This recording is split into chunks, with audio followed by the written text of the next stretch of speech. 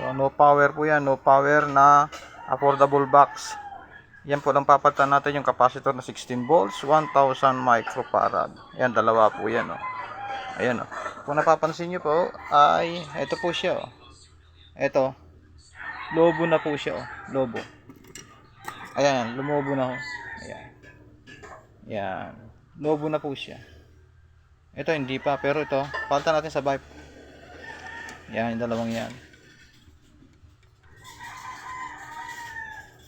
Yan, yung capacitor na yan, oh. Yung dalawa. Parehas po yan na 16 volts, 1000 microfarad. Yan, lobo na po yan. Tatanggalin natin. Okay guys, ito po, oh. Ayan, pakikita ko sa inyo. Ayan. Ayan, oh. Ayan. Lobo na siya, oh. Sabog na siya. Ayan.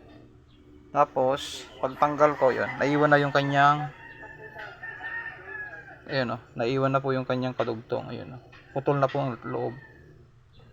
Ayan. Ayan. Ayun na po guys, yung isa naman tatanggalin natin. Okay guys, ito po yung papalitan natin, no. May value po 'yan, ang dapat palitan. Ayan. Ayan, may negative positive po 'yan, ha. May sign po. 1000 microfarad. Tapos 16 volts. Yan, ganyan po rin. Parehas lang po sila. Ito po yung isa.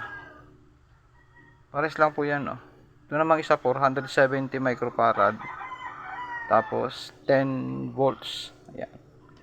Bali dalawa po yan. Papalitan natin. Ayan. Ito na po siya. Bali dito po nakakabit yan. Sa dalawang yan. So dahil maaga pa po.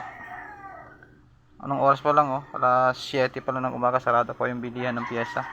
Mamaya bibili po tayo niyan. Okay, wala pa tayong stock ngayon ng mga ganyan po. Kasi ginagawa po natin talaga ay mga ano lang. Mga tawag dito, mga piyesa natin, mga electric pan, washing machine ng piyesa natin. Pagdating sa kanyang mga electronics po, wala po tayo niyan.